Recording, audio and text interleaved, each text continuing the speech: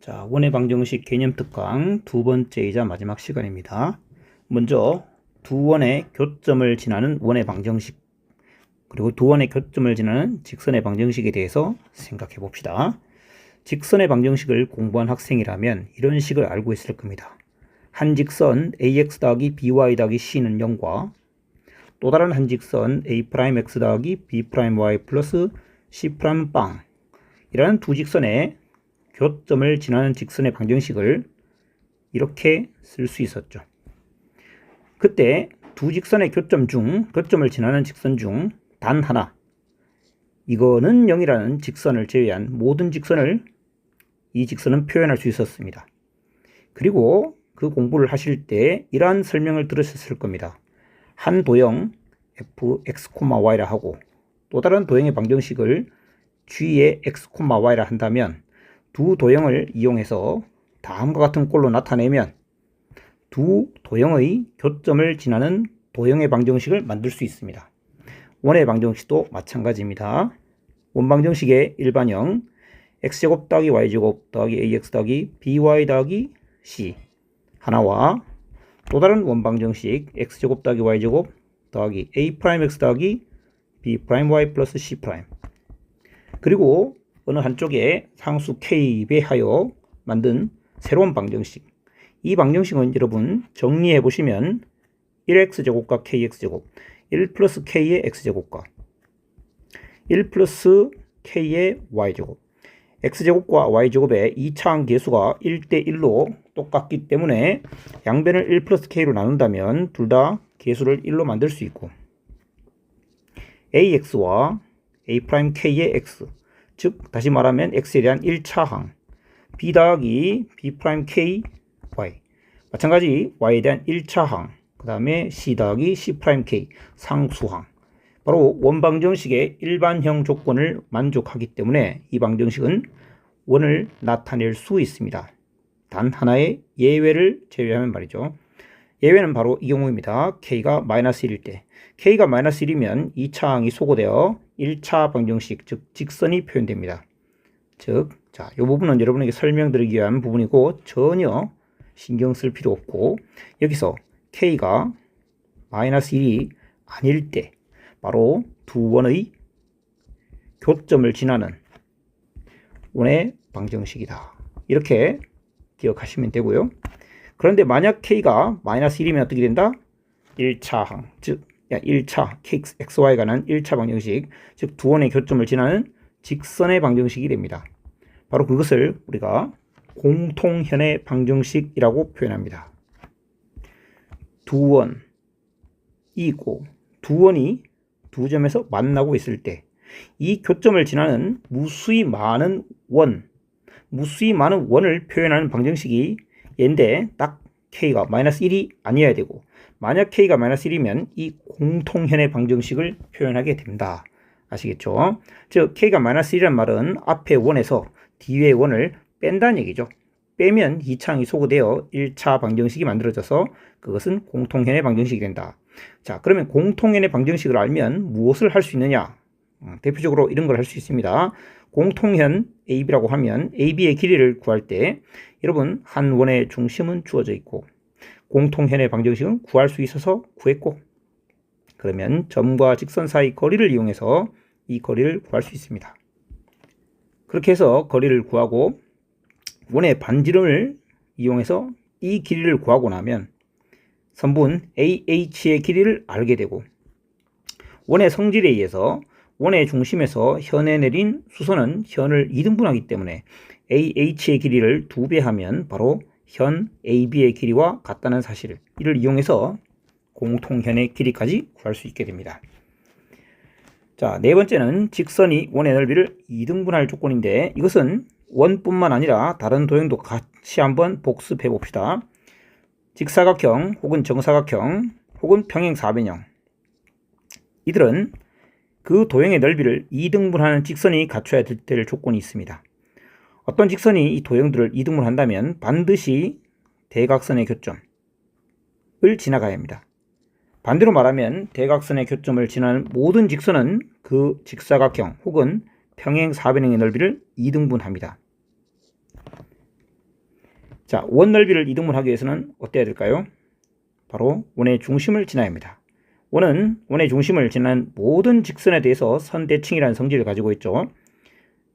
그렇기 때문에 원 중심을 지나는 원은 원의 넓이를 이등분하고 원의 중심을 지나지 않는 직선은 원 넓이를 이등분할 수 없습니다. 그래서 어떤 직선이 원 넓이를 이등분한다 혹은 추가해서 원의 둘레를 이등분한다 라고 하면 원의 중심을 지나는 직선이구나, 즉 원의 중심을 직선에다가 대입하여 미지의 상수를 구할 수 있겠구나, 이런 얘기가 되겠습니다. 그 다음 다섯 번째, 원과 직선의 위치관계 플러스 두 원의 위치관계도 공부해 봅시다. 두 원의 위치관계가 빠져 있네요.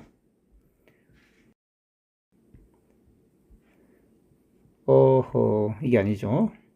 자, 두 원의 위치관계도 정리해 봅시다. 자, 원이 있고요, 직선이 있는데 원과 직선이 다음과 같이 만나지 않을 때, 그리고 원과 직선이 한 점에서 만날 때, 그 다음 원과 직선이 두 점에서 만날 때, 딱 세 가지 위치관계가 있죠. 원과 직선의 위치관계는 두 가지 측면에서 공부합니다. 첫 번째, 방정식. 자, 방정식이라 하면 원의 방정식 x와 y에 관한 2차식으로 표현되어 있습니다. 직선의 방정식 x와 y에 관한 1차식으로 표현되어 있죠. 1차 방정식으로 표현되어 있죠. 두 방정식을 연립합니다. 즉 연립한다는 것은 y를 소거한다, 이렇게 받아들여도 괜찮습니다. y를 소거할 수 있죠. y를 소거하면 x에 관한 2차 방정식이 만들어집니다. 자, x에 관한 2차 방정식이 만들어졌을 때 그 2차 방정식의 근이 뭘까요? 바로 교점의 x좌표입니다. 교점의 x좌표인데 만나지 않는다는 것은 그 교점의 x좌표, 즉 실근으로 존재하지 않는다는 얘기죠.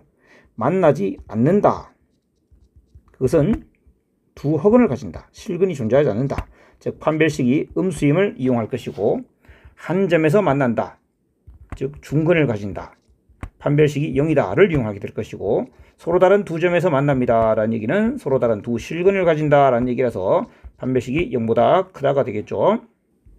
자, 이렇게 방정식으로 하는 방법은 기본적인 방법이고 반드시 알아야 하는 부분이지만, 통상적으로 실전에서는 이 방법보다는 두 번째 방법을 주로 많이 쓰니 두 번째 방법을 반드시 아셔야 합니다. 도형을 이용한 방법인데요, 도형의 성질이라고 합시다. 어떤 성질이냐, 자, 보시면 점점 가까워지고 있는 거죠. 가까워지다가 두 점에서 만날 때는 어디에 가까워지고 있다고 할 수 있습니까? 원의 중심. 원의 중심과 직선 사이의 거리를 이용해서 표현합니다. 원의 중심과 직선 사이의 거리. 중심, 한 점과 직선, 점과 직선 사이의 거리죠. 점과 직선 사이의 거리를 d라고 할 때, 그 d가 원의 반지름하고 비교했을 때 거리가 더 멀다면 이건 안 만나는 거죠. 근데 그 거리와 반지름 사이의 거리가 같다면 한 점에서 만날 것입니다.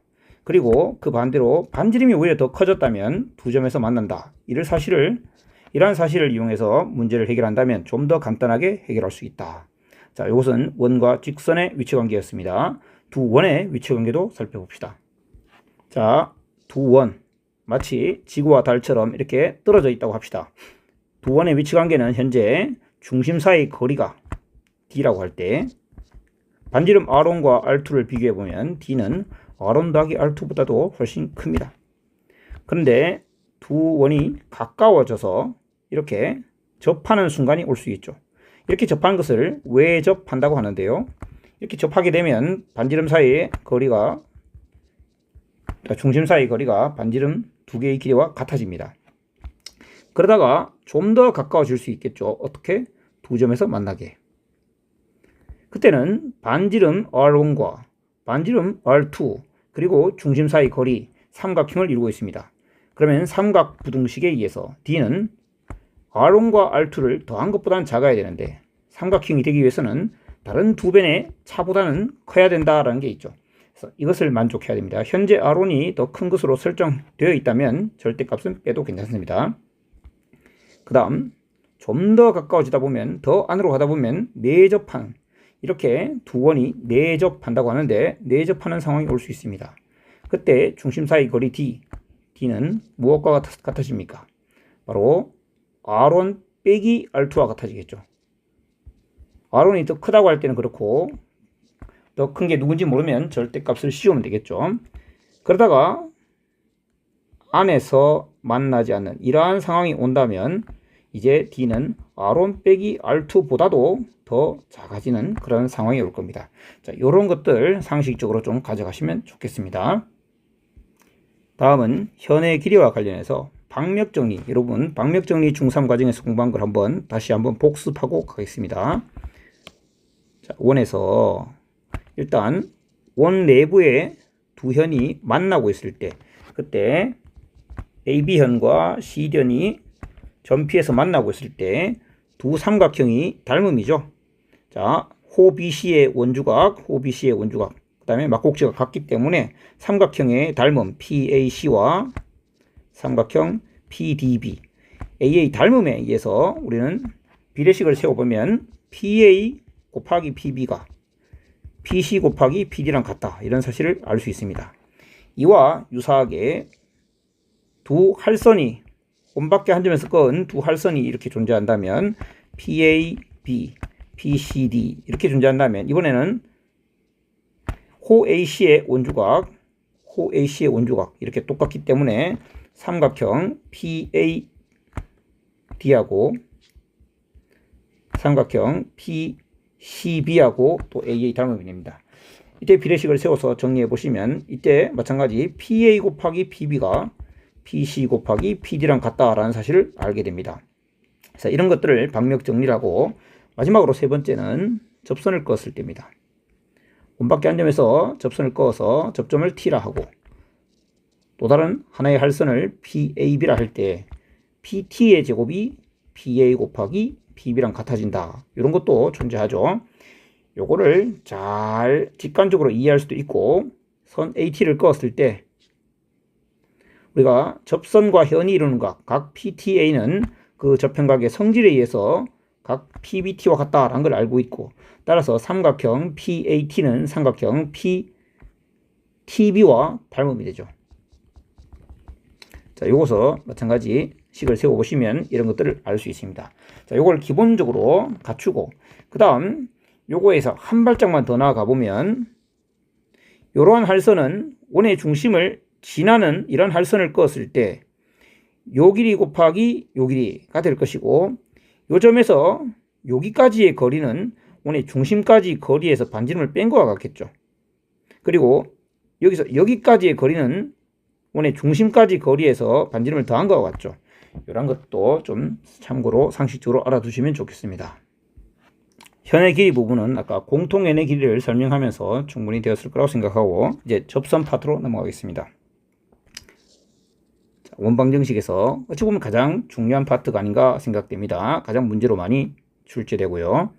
자, 일단은 가장 기본적인 원을 다시 찾아서 돌아가 봅시다. 중심이 원점에 있는 반지름이 R인 원입니다. X제곱 더하기 Y제곱은 R제곱이죠. 이때 그 원 위에 한 점 X1, Y1을 생각해 보겠습니다. 그 점을 지나가는 한 접선의 방정식을 구해 보겠습니다.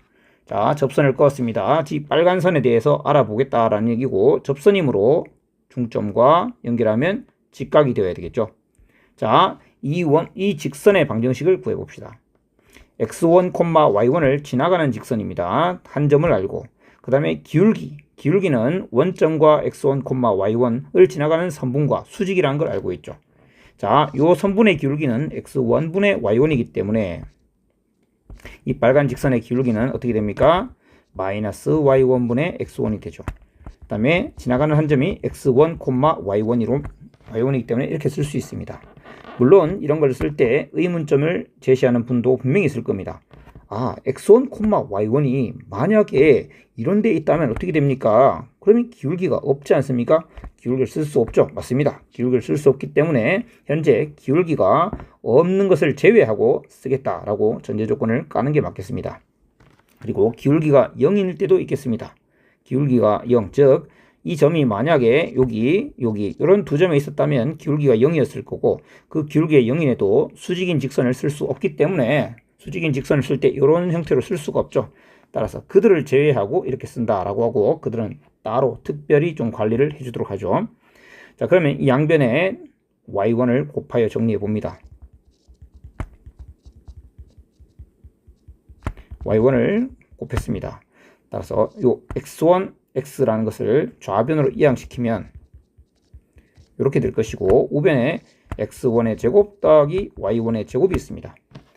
이 점은 요 원방정식의 한 점이기 때문에 원위의 한 점이기 때문에 대입하면 성립해야 되겠죠. x1의 제곱 더하기 y1의 제곱은 r의 제곱입니다. 따라서 이것은 r의 제곱이기 때문에 이렇게 정리해서 쓸 수 있다. 자, 여러분이 원의 접선을 공부하면서 단 하나 기억해야 되는 것이 있다면 바로 이 방정식이다. 저는 이렇게 추천하고 싶고 기본형 원에서 그 위에 한 점을 지나가는 접선의 방정식은 요 한 점을 x가 제곱이니까 x가 두 개 있는 거죠. 거기에 한 개에 대입한다. y가 두 개 있죠. y 여기 한 개 대입한다. 해서 x1x 더하기 y1 y는 r제곱 이렇게 해서 기억을 해 두도록 합시다. 그리고 아까 그 특수한 상황들은 사실상 그냥 우리가 알 수 있는 것이죠. 예를 들어 여기가 2였다면 접선 방정식은 뭡니까? 그냥 x는 2가 될 것이고 여기가 2였다면 y는 2가 접선 방정식이니까 뭐 대입해서 성립함을 보일 수도 있겠지만 그 부분은 그렇게 정리하도록 하고 자, 그러면 접선 방정식에 대해서 조금만 더 생각해 봅시다. 자, 공식이 아니라 이런 원을 생각해 봅니다. 즉 아까 원은 공식으로 해결하면 되는데 평행이동했습니다. 이 위에 한 점 3,2가 있는데 이 3,2에서의 접선 방정식을 구한다. 그러면 어떻게 구할 것인지 하나만 연습해 보고 기본 특강은 마치도록 하겠습니다. 3,2를 지나가는 접선이므로 기울기를 알면 3,2를 이용해서 접선 방정식을 쓸 수 있습니다. 근데 기울기를 구하는 방법은 원의 중심이 현재 1,2입니다. 아하, 3,2랑 그러면 문제를 살짝 바꾸겠습니다. 자, 한 점 2,4라고 하겠습니다. 자, 그러면 중심과 지나가는 한 점 2,4 요 사이에 그 선분 기울기는 어떻게 됩니까? 그림을 그리면 여기가 1,2죠. 그리고 여기 2,4가 있다는 얘기입니다. 요 선분의 기울기 1 증가할 때 2 증가했습니다. 따라서 기울기가 2죠. 그러면 접선 방정식은 기울기가 얼마가 됩니까? 마이너스 2분의 1이 되죠. 지나가는 한 점이 2,4이므로 이렇게 잡을 수 있겠습니다. 자, 다른 방법도 생각해 보면 기울기를 몰라 라고 두고 한 점 2,4를 지나가니까 이렇게 씁니다. 방정식 일반형으로 바꾸어주면 이렇게 표현될 수 있죠. 여기서 m만 알면 되는데 m을 알기 위해서는 이 방정식과 중심 1,2 사이의 거리를 이용합니다. 거리는 루트 m제곱 플러스 1분의 1,2를 L2를 대입하면 m 빼기 m은 마이너스 m이고 y에 2를 대입했기 때문에 마이너스 2 더하기 4는 플러스 2가 되어 절대값. 이것이 중심 사이의 거리가 반지름과 같아야 되죠. 즉 마이너스 m 플러스 2의 제곱, 즉 m 빼기 2의 제곱은 이걸 넘긴 다음에 제곱을 하면 5갈로 m제곱 플러스 1 이렇게 쓸 수 있겠습니다. 따라서 양변 m제곱이므로 4m제곱 플러스 4m 마이너스 4니까 마이너스 1은 0이 되겠네요. 즉 2m 마이너스 1에 뭘 잘못 적은 게 있나? 플러스 1이군요. 2m 플러스 1의 제곱은 빵입니다. 따라서 m은 마이너스 2분의 1이다. 상당히 길게 쓴 것 같지만 이 내용도 숙지하고 계셔야 됩니다. 지금 이 기본 문제를 풀기 위해서는 당연히 이것이 쉽겠죠. 자, 하지만 이런 방법이 있다. 기울기를 m이라 두고 그 기울기 m을 구하는 데 있어서 사용된 성질은 중심과의 거리가 반지름과 같다는 것입니다. 마지막으로 이런 방법도 가능하죠. 이것을 y에다가 대입하여, 정말 하고 싶지 않은 방법입니다. 대입하여 x에 관한 2차 방정식으로 정리한 다음 판별식이 0이다. 그런 방법으로도 할 수는 있다. 자, 여기까지 하고 마치겠습니다.